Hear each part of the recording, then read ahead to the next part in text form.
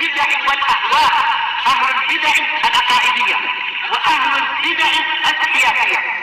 أنا أقول بيننا وبينكم السلف، بيننا وبينكم الكتب، كان فيقول البدع بيننا وبينكم. بسم الله، الحمد لله، والصلاة والسلام على رسول الله وعلى آله وصحبه وسلم. Amma ba'd. Berkata Ibnu Katsir tentang di kitabnya yang berkaitan dengan sirah. Qala wa kana al-ansaru yahujjuna al-bait kama kanat al-arab tahujjuh wa amma al-yahud fala. Jadi di antara hikmah Allah dan takdir Allah yang Allah terapkan, yang tujuannya untuk meninggikan agama Islam, menjadi permulaan untuk dakwah Rasul alaihi salatu wassalam, adalah orang-orang Ansar yang dikenal dengan dua kabilah yang besar, Al-Aus wal Khazraj. Itu mereka yahujjun al-bait. Mereka mengunjungi rumah Allah yang ada di Mekah untuk menunaikan manasik haji. Demikian juga secara umum orang-orang Arab dari kalangan pelaku kesyirikan, orang-orang musyrikun, mereka menunaikan haji. Ini salah satu apa yang dimiliki oleh orang-orang Arab dari kalangan orang-orang kafir Quraisy. Mereka menunaikan haji sebelum diutusnya Nabi. Karena mereka menganggap ini salah satu syariat yang bersumber dari syariatnya Nabi Ibrahim. Sosok Nabi yang disepakati oleh agama-agama dan juga bangsa-bangsa atas kemuliaannya. Cuman mereka banyak merubah. Mereka banyak mengganti tata cara haji.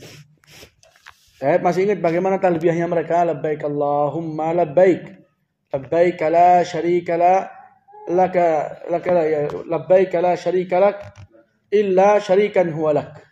Diganti sama mereka, illa syarikan huwa lak. Jadi mereka mentauhidkan Allah di awal, kemudian menyekutukan Allah. Kemudian menyekutukan Allah. Labbaik la syarika lak. Tidak ada bagi engkau persekutuan, illa syarikan huwa lak, kecuali persekutuan milikmu. Tamlikuhu wa ma malak. Engkau memilikinya dan dia tidak memiliki. Dan juga mereka, di antara hal yang berbeda dari tata cara haji, mereka kalau tawaf itu keadaannya telanjang. Dan juga di antaranya mereka kalau salat itu bagaimana? Wa makana salatuhum indal baiti illa muka'an wa tasdiyah. Salatnya mereka itu adalah tepuk tangan dan bersiul. Itu salatnya mereka. Ini tata cara haji mereka yang berbeda dengan apa yang mereka anggap bahwa mereka itu mengikuti syariat Nabi Ibrahim. Adapun Yahud, kata Ibnu Katsir, wa ammal yahudu fala, kaum Yahud, mereka enggak memiliki tradisi untuk berangkat ke Mekah menunaikan haji. Apakah mereka itu punya syariat haji ataukah enggak? Kata Syekhul Islam, yakni ahlul milal, mereka dari kalangan Yahud, dari kalangan Nasara, itu mereka enggak haji. Mereka sholat, tapi kalau haji enggak. Haji, kata Syekhul Islam, khusus untuk kaum muslimin. Dan Ibnu Ashir menyebutkan bahwasanya Yahudi itu punya tradisi haji 1 tahun 3 kali. Di mana? Di Masjidil Aqsa. Di situ mereka akan mengedepankan sesembelihan mereka dan kurban-kurban mereka yang mereka anggap gak akan diterima kecuali di mana? Kecuali kalau disembelih di Masjidil Aqsa. Jadi Al-Ansar mereka haji. Sebagaimana itu adatnya orang-orang Arab. Mereka anggap mengikuti agamanya Ibrahim. Tapi pada hakikatnya mereka banyak menyelisihi. Adapun Yahud, maka kata Ibnu Katsir dan juga Syekhul Islam, fala. Mereka enggak pernah haji. Qala falamma ra'al ansaru Rasulullah sallallahu alaihi wa ala alihi wasallam. Tapi apakah para nabi haji sebelum Nabi Muhammad? Al-Zahir, dia itu tidak ada di sana dalil yang menghalangi untuk tetapnya para nabi itu pernah haji. Karena beberapa hadis, beberapa dalil itu menetapkan bahwasanya Rasulullah itu pernah melihat Musa bertalbiyah. Dan juga Yunus ibnu Matta. Dan juga Isa ibnu Maryam Kata Rasulullah, la yuhillanna Isa ibn Maryam bifajr rauha bil hajj awal umrah. Jadi memang kalau dari segi mereka haji atau enggak, mereka haji. Cuman hal itu menjadi kekhususan bagi mereka yang tidak diwajibkan atas umat mereka, tapi diwajibkan khusus untuk umatnya Nabi Muhammad alaihi salatu wassalam. Makanya Rasulullah menjelaskan tentang agama Islam yang beliau datangkan, bahwasanya dia dibangun di atas berapa pilar? Di atas 5 pilar, di atas 5 dasar. Yang terakhir adalah apa? Wa hajjul bait man istata'a ilaihi sabila. Haji di rumah Allah bagi siapa yang mampu. Tatkala Ansar ini melihat Rasulullah di Mekah, jadi Rasulullah itu dakwanya beliau adalah menanti momen-momen kedatangannya orang-orang Arab dari aneka ragam tempat. Datang ke Mekah, ke Masjidil Haram untuk haji. Di situ Rasulullah memanfaatkan untuk mengajak manusia mengenal agama Islam dan memeluknya. Nah, ini orang-orang Ansar ini yang datang dari mana? Dari Madinah ke Mekah untuk haji. Lihat Rasulullah ini apa? Berdakwah, mendakwahkan agamanya. Qala yad'un nas ila Allah. Dia mengajak manusia kepada Allah. Wa ra'au amarat as-sidq alaih. Mereka itu melihat tanda-tanda kejujuran Rasulullah. Orang ini dakwahnya jujur. Orang ini apa yang dia bawa cocok dengan fitrah yang lurus dan akal yang sehat. Makanya mereka mengatakan, qalu wallahi hadzal ladzi tawa'adakum yahudu. Hadzal ladzi tawa'adakum yahudu bih fala yasbiqannakum ilaih. Mereka bersumpah bahwasanya orang ini itulah orang yang dimana Yahud mengancam kalian dengannya. Maka jangan sampai kalian itu terdahului dengan dengan Nabi tersebut. Jangan sampai terdahului. Langsung jalin hubungan dan langsung ikuti jejak dan jalannya. Jangan sampai didahului oleh Yahud. Ini salah satu salah satu bentuk keadilan seseorang dalam bermusuh.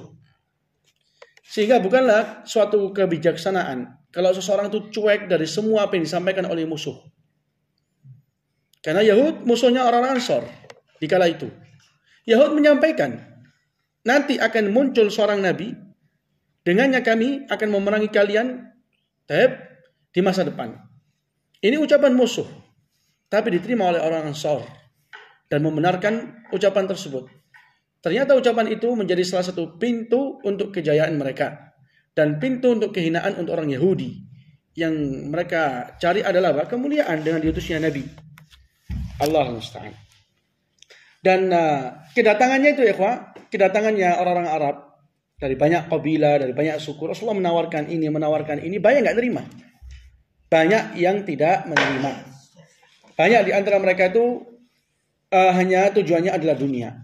Dan menjadi tolak ukur untuk menerima atau enggak kepemimpinan dan ketinggian. Itu yang diinginkan oleh orang-orang Arab yang ada di zaman waktu itu. Cuman di sana ada beberapa orang yang mereka itu mengindahkan ajakan Nabi. Mengindahkan ajakan Nabi. Ada di antara mereka yang kurang berkesan, ada di antara mereka yang memiliki kesan, yang memiliki hasil yang baik dan manfaat yang kuat untuk agama Islam di masa depan. Di antara mereka-mereka ini yang mengindahkan ajakan Nabi, apa yang disebutkan oleh Ibnu Katsir, qala wa kana Suwaid Ibnu Samit, wa kana Suwaidun Ibnu Samit akhu Bani Amr Ibn Auf Ibn al-Aus qad qadima Makkah fada'ahu Rasulullah sallallahu alaihi wa ala alihi wasallam falam yab'ud wa lam yujib. Jadi di antara mereka adalah Suwaid ibn Samit. Dia adalah saudaranya Amr ibn Auf ibn al-Aus. Dia ini salah satu orang yang berasal dari suku Al-Aus. Dari Ansar ada 2, Aus dan Khazraj. Dia ini datang ke Mekah, maka Rasulullah mengajak dia untuk memeluk agama Islam. Lihat bagaimana kata Ibnu Katsir, falam yab'ud wa lam yujib. Dia ini enggaklah menjauh dari panggilan tersebut, dari dakwah tersebut. Tidak juga dia meresponi. Tidaklah juga dia mengijabai. Jadi Rasulullah itu membacakan beberapa ayat dari Al-Qur'an Al-Karim dan dia mengatakan inna hadza laqaulun hasan. Ini sungguh adalah suatu ucapan yang baik. Qala thumma ansarafa ila al-Madinah faqutila fi ba'd hurubihim. Kemudian dia pulang ke Madinah, maka dia terbunuh di beberapa peperangan. Peperangan antara Al-Aus dengan Khazraj. Jadi dia pulang ke Madinah, enggak lama berikutnya dia dibunuh oleh kaum Al-Khazraj. Dan sekelompok dari kaumnya, kaumnya Suwaid ibnu Samit, itu mengatakan inna lanara annahu qutila wa huwa muslim wa kana qatluhu yauma bu'ats. Jadi dia itu apa? Suwaid ibnu Samit, para rijal dari kaumnya itu bersaksi bahwasanya dia itu terbunuh dalam keadaan muslim. Dia terbunuh dalam keadaan muslim. Tapi kalau memang Suwaid ibnu Samit dia masuk Islam dan meninggal di atas keislaman, apakah dia bisa dikatakan seorang sahabat ataukah enggak? Kata Ibnu Hajar, kalau rekomendasi teman-temannya ini benar bahwa dia mati di atas Islam, kalau memang benar, maka nggak bisa dikatakan sahabat. Karena dia nggak menyatakan Islam di hadapan Nabi. Dia menyatakan Islam selepas kepulangan dia ke Madinah. Kalau seandainya dia pulang ke Madinah, masuk Islam kembali, jumpa Rasulullah, baru dikatakan sahabat. Karena sahabat itu siapa yang berjumpa dengan Nabi dalam keadaan mukmin. Lah perjumpaan dia masih belum apa? Belum mukmin. Ini kalau memang ucapan para kaumnya ini benar. Wa illa sebagian ulama melemahkan cerita ini. Qala wa kana Suwaidun hadza ibna khalati Abdul Muttalib. Dia adalah ibn khala Abdul Muttalib. Cucunya atau anak dari bibinya Abdul Muttalib. Abdul Muttalib punya ibu namanya Salma. Dan Suwaid punya ibu namanya Laila. Dan Salma dan Laila ini, Salma ibunya Abdul Muttalib, Laila ibunya Suwaid adalah saudara. Maka Suwaid ini adalah sepupunya Abdul Muttalib dan Abdul Muttalib adalah kakeknya Rasul alaihi salatu wassalam. Qala thumma qadima Makkah Abul Haisar. Thumma qadima Makkah Abul Haisari. Anas ibn Rafi' في فتية من قومه من بني عبد الأشهل يطلبون الحلف فدعاهم رسول الله إلى الإسلام فقال إياس ابن معاذ منهم وكان شابا حدث يا قوم هذا والله خير مما جئنا له. Ini keadaan bagaimana kaum dari Aus. Kemudian dari Khazraj juga ada yang kemana? Ke Mekah.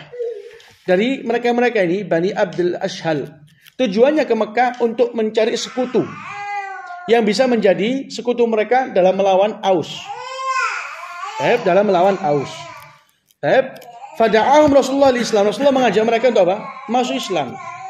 Maka salah seorang di antara mereka ini yang datang ke Mekah tujuannya cari sekutu. Itu dia Iyas ibnu Mu'ad namanya. Dan dia sosok orang yang masih muda, umurnya masih kecil. Lihat bagaimana ucapannya dia, wahai kaum. Wallahi hadza wallah khairun mimma ji'nalah. Ini yang didakwakan oleh Nabi Muhammad itu lebih baik dari apa yang dikarenakannya kita datang, yaitu mencari sekutu. Fadarabahu Abul Haisaru wantahara. Maka Abul Haisar dia selaku pemimpin kelompok tadi itu, pemimpin kaum tadi ini memukul anak tadi itu pemuda wantahara dan dia hardik dia. Wantahara fasakat. Thumma lam yatim lahum al-hilf. Maka diamlah Iyas ibnu Mu'adz. Dan tidak apa? Tidak terjadi yang namanya persekutuan. Fansarafu ila biladihim minal Madinah fa yuqal inna Iyasa ibnu Mu'adzin mata muslima. Maka mereka kembali ke Madinah. Selanjutnya. Kemudian yang namanya Iyas ini ibnu Mu'adz mati dalam keadaan muslim. Disebutkan di Tarikh Al-Bukhari Al-Awsat bahwasanya tatkala terjadi peperangan antara Al-Aus wal Khazraj yang dikenal dengan peperangan Bu'adz. Yang dikenal dengan apa? Peperangan Bu'adz. Di situ Iyas ibnu Mu'adz terbunuh. Berkata Mahmud ibnu Labid, fa akhbarani min qaumih annahum lam yazalu yasma'una yuhallilullah wa yukabbiruh wa yahmaduhu wa yusabbihuh. Fakanu la yashukkuna annahu mata muslima. Jadi Mahmud ibnu Labid mendapatkan kabar dari kaumnya Iyas ibnu Mu'adz bahwa Iyas ibnu Mu'adz di akhir kehidupannya memuja Allah, bertasbih dan bertakbir kepada Allah, di mana mereka nggak sama sekali ragu dia mati dalam keadaan muslim. Ini lihat ceritanya ini. Jadi mereka datang ke Mekah tadi tujuannya apa? Mencari sekutu. Sampai di sana Rasulullah masih mencari apa? Momen, mengambil manfaat. Mengambil apa, Fik? Nah, mengambil momen itu tadi itu, memanfaatkan keadaan. Kemudian apa? Ditawarkan kepada mereka Islam. Lihat bagaimana orang yang paling mudah di antara mereka, Iyas ibnu Mu'adz, dengan kepolosan dan fitrah yang dia miliki, dia mengatakan ini lebih baik daripada kita cari sekutu. Karena ini yang akan mampu menyatukan kita. Ini yang mampu mengangkat perselisihan di antara kita. Ini yang mampu menyatukan antara kita dengan saudara-saudara kita dari kalangan Aus. Tapi lihat bagaimana Abul Haisar selaku pemimpin, karena dia syekh, orang yang sudah tua dan dituakan. Dia secara tabiat dan asal ingin namanya pemimpin, itu nggak suka dipimpin. Dan nggak suka apa? Diketuai. Sehingga dia menolak dakwah tersebut. Di samping dia menolak, dia mengeluarkan bentuk yang dinamakan dengan intimidasi kepada kaumnya. Lihat dia memukul Iyas supaya yang lain itu apa? Gak ngikut, gak niru tata caranya Iyas ini. Jangan sampai kalian itu meniru Iyas, dipukul Iyas di hadapan kaumnya. Supaya kaumnya tahu, oh ternyata ini hal yang dilarang. Jadi selain dia itu menolak, dia juga apa? Membuat bataskan. Maka di sini diambil suatu pelajaran yang namanya pemimpin itu sulit untuk bisa kembali dan mampu tawadhu dan merendahkan diri. Sulit untuk seorang pemimpin. Kalau seandainya seseorang itu mendapatkan orang yang dituakan dan dibesarkan, dia memeluk suatu kebenaran dan mengambil kebenaran, hendaklah seseorang itu pintar dalam memposisikannya. Biarkan dia masih dikatakan pemimpin. Lihat bagaimana Rasulullah waktu menang di Mekah, berhasil menaklukkan Mekah. Di waktu itu dipimpin oleh siapa? Dipimpin dengan siapa? Abu Sufyan, Sakhar ibnu Harb. Abu Sufyan di waktu itu telah masuk Islam. Apakah Rasulullah langsung merendahkan dia karena baru masuk Islam? Apakah Rasulullah meminggirkan dia, menepikan dia? Bukan. Tapi Rasulullah menyanjung Abu Sufyan dengan ucapan beliau, "Man dakhala baita Abi Sufyan fahuwa amin." Siapa yang masuk rumah Abu Sufyan, dia akan aman. Di situ lihat Rasulullah memposisikan ketua di tempatnya. Dia ketua, biarkan. Kapan? Kalau dia sudah memang tunduk di hadapan kebenaran. Tapi untuk hal ini sangatlah sulit. Dan ini salah satu bukti yang ada.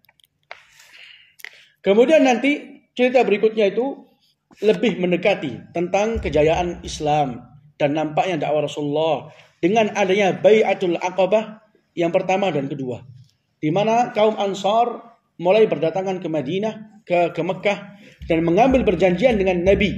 Perjanjian yang pertama dan perjanjian kedua, di situ Rasulullah baru merencanakan untuk hijrah dengan perintah Allah. Hadah. Anda soal sebelum kita tutup pelajarannya. Anda soal. Menyibukkan. Para nabi itu haji itu setelah Nabi Ibrahim maksudnya? Iya, setelah Ibrahim. Iya. Karena disitulah mulai dibangun dengan bangunan yang sempurna. Karena itu dibangun oleh para malaikat, kemudian disambung oleh Adam, kemudian disempurnakan oleh Ibrahim. Itu untuk pembangunan Ka'bah. Anda pertanyaan, kaum orang-orang kufar Quraisy, orang-orang Arab itu haji apa enggak? Haji. Nah, mereka mengaku mengikuti agama Ibrahim. Dan apa yang antum ketahui tentang perbedaan haji mereka dengan hajinya Nabi Ibrahim atau dengan haji yang disyariatkan? Haji mereka bagaimana? Kalau tawaf telanjang, apa lagi? Tepuk tangan siul-siul. Apa itu? Lagi ngapain tuh? Salatnya di mana? Salatnya di Mekah itu gitu. Wa ma kana salatuhum 'indal baiti illa muka'an wa tasdiyah. Salatnya mereka di Ka'bah itu muka, tasfiq, bertepuk tangan, wa tasdiyah. Bersiul. Bersiul. Dan juga apa lagi perbedaannya? Sama jawab. Talbiyahnya beda. Labbaik Allahumma labbaik. Labbaik la syarika la illa syarikan huwa lak tamlikuhu wa ma malak. Jangan dihafal. Kecuali kalau ingin berdakwah. Jangan dipraktekkan di sana nanti. Itu syirik. Itu syirik itu. Itu menetap mengisbatkan bagi Allah persekutuan. Adapun kaum Yahudi, apakah mereka haji? Anda haji di mana? Di Aqsa. Itu disebutkan sama Ibnu Ashur. Bahwa asalnya mereka tidak punya syariat haji. Para nabi haji apa enggak? Para nabi, ada para haji, para nabi haji. Itu yang zahir dia haji. Yang zahir dia itu haji. Para nabi haji. Cuman enggak diwajibkan atas kaumnya. Enggak diwajibkan atas kaumnya. Nabi Adam sudah haji. Wallahu alam. Yaitu yang ada dalilnya itu selepas Nabi Ibrahim. Ceritanya Musa, ceritanya Yunus ibnu Matta, dan ceritanya Isa ibnu Maryam yang akan turun kelak di akhir zaman, itu akan haji nanti. Mengikuti syariat Nabi Muhammad alaihi salatu wassalam. Suwaid ibnu Samit dengan Abdul Muttalib, itu kerabatnya mereka apa? Hubungannya mereka? Sepupu. Ibunya Suwaid dan ibunya Abdul Muttalib kakak adik. Nah, keduanya adalah kakak adik. Kalau hajinya Syiah beda ya. Hajinya Syiah mereka punya sendiri di Karbala. Jadi Mekah. Ya mereka taqiyah. Tapi kalau Syiah Itsnai Asyariyah hajinya mereka di Karbala dan mereka anggap tanah haram yang paling diagungkan itu adalah Karbala. Al-Ansar itu terdiri dari apa saja tadi? Al-Ansar terdiri dari beberapa kabilah yang sangat terkenal. Yang dari kabilah tersebut menjadi para penolong Nabi. Apa? Al-Aus wal Khazraj. Perperangan di antara mereka yang dinamakan dengan peperangan apa? Yaumu Bu'ath. Siapa yang menang? Khazraj atau Aus? Aus yang menang. Aus yang menang. Apa sih? Lata atau paham tuh ya apa memang? Paham. Mana yang ada soal? Tadi yang kakak adik loh, yang ibunya Abdul sama Salma sama Laila. iya, soal sama lain. Yang kakak itu. Mungkin kembar, Allah Allah.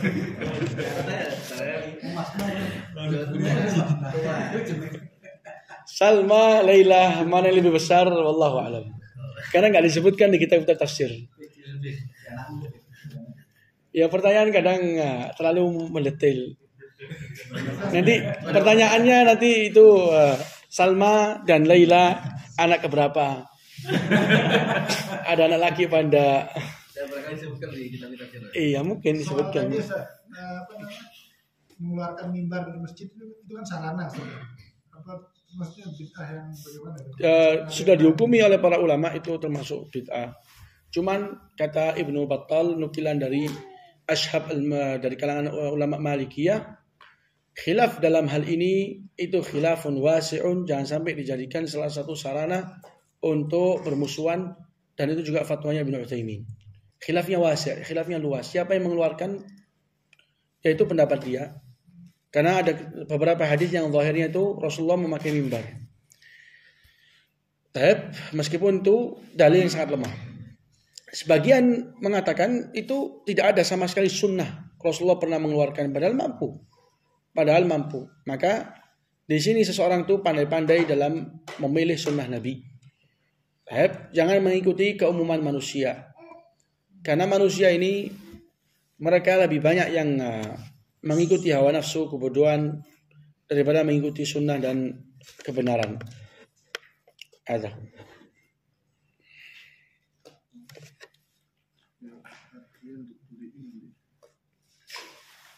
طيب لهنا سبحانك اللهم ربنا وبحمدك اشهد ان لا اله الا انت استغفرك واتوب اليك